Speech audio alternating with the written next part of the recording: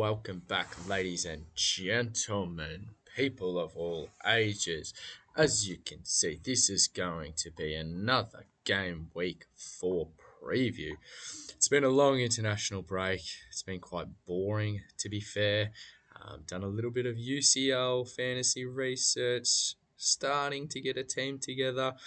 We'll see how that eventuates. But as you can see, going into Game Week 4, this is how the team is set up. We have David Raya in goal. Ricardo Calafiori is going to be my VC, playing two at the back. Truffett is going to be the other defender that is on field. Cole Palmer, I held him, so obviously he's going to be on field for me. If he's not, I'm going to swap formation and I'll just play Van der Ven over Palmer. I have since decided to bring Lucas Paqueta into the team for Pape Matasar. I think he'll play a little bit deeper with the inclusion of Xavi Simons. For Spurs overall, I think that's going to be fantastic. For Supercoach EPL, I don't think that increases Sar's output because I think he'll be playing a lot more deeper and won't be getting attacking returns. Also, his break even was just about where his average is, so I made the decision to go Paqueta over Rodri, as we can wait on Rodri. And Paqueta is going, well, he's still got an insanely low break even and has been performing very well. I'm not that confident in Spurs defensively, so any attacking returns from Paqueta will be amazing. Jack Grealish and Kevin Dewsbury Hall, the duo Evertonians, are obviously on field, and the real German superstar Anton Stack will be on field for me. Mohamed Salah against Burnley.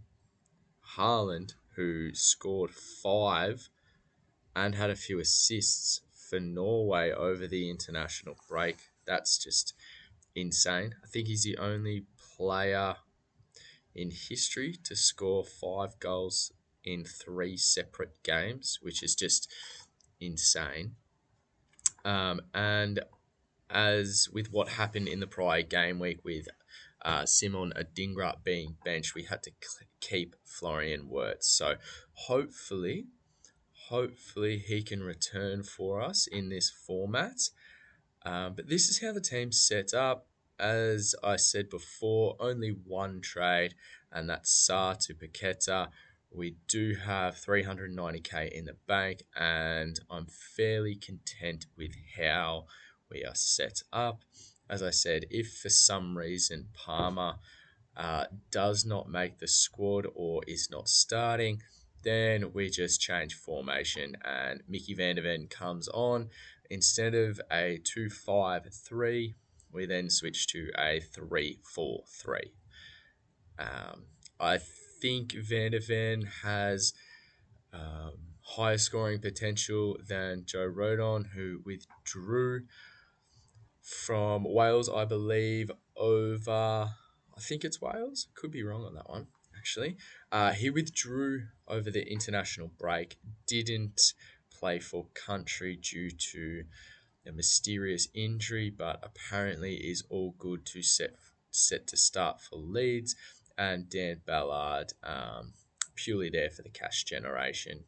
We held him, so we just want one start. Hopefully can, get that projected price increase, which would be absolutely lovely. But Van der Ven is the best options out of the bench defenders to cover Palmer if needed. Now, as I stated in the prior video, we can only VC Calafiori, which might be a genius move. I think Liverpool assets are the best to, VC, if you could. I'm not too sure about the fixturing. Let me have a look.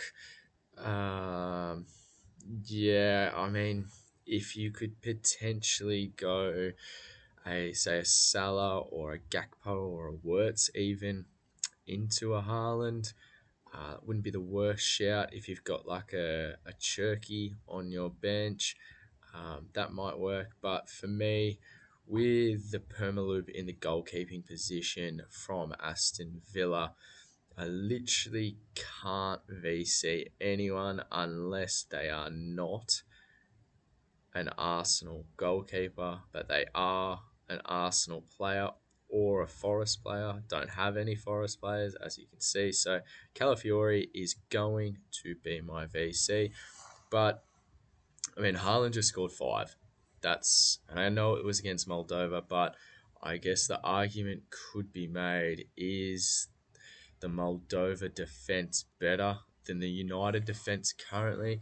I mean, it's a bit of a tongue-in-cheek comment, but let's be honest, Burnley, um, they managed to score multiple goals against United, but I think Calafiori, obviously, if he's not in the starting lineup, then we will just straight see Haaland. Simple as that, and we'll play Van de Ven on field. But I'm fairly certain Calafiori will be in that Arsenal starting 11. Um, I believe all the players have fairly decent matchups, super coach wise. Truffett, he is obviously home against Brighton. I'm fairly confident in that pick. We've already spoken about the Arsenal boys against Forest. Palmer has Brentford. Obviously, that's away, but Chelsea shouldn't have any issues against Brentford, I don't think. Already given my views on Paqueta and why I'm bringing him in against a leaky Spurs defence. No, I shouldn't say leaky. Um, Bournemouth only scored one against them prior to the international break, but if you know me, you know I'm not confident on Spurs' defensive assets just in general. They do have good fixtures coming up, but yeah, not confident in any situation, to be honest. The Everton duo in Grealish and Kevin Dewsbury Hall, excuse me, they have Villa. Villa has not excuse me, Villa has not been good at all defensively. Absolutely not.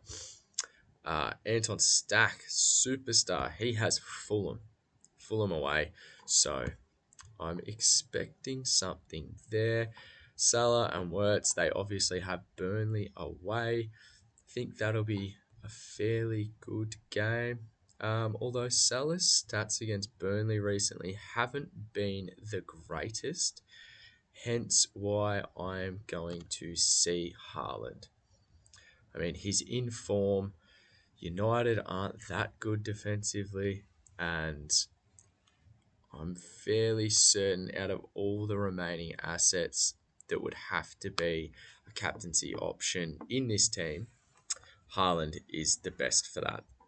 So as you can see, this is how we're lining up. As I said, it's a 2-5-3. If Palmer does not make the squad, we will just do a switch of the formation to a 3-4-3, and Van de Ven will come on field, because I think his scoring projection would be a little bit higher than Rodon and Dan Ballard if fit. So guys, once again, thank you so much for tuning in. This is how we're lining up. Hopefully we don't need to make any more trades for a little bit. Cash generation seems to be quite fluid, on a good trajectory here. Good fixtures coming up. I know with the Adingra issue last week, we had to pivot to plan B, but that's how it goes. So once again, thank you so much for tuning in. Thank you so much for all the love. If you've got any questions, leave a like, leave a comment, just let me know. Anything like that. Any suggestions, please don't be afraid to speak up. And once again, thank you very much. If you are not following the channel, make sure you drop a like, make sure you drop a sub. It's all love around here. Thank you very much, guys.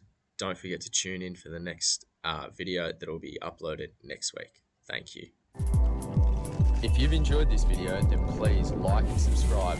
And don't forget to check out the website at supercoachswordplay.com.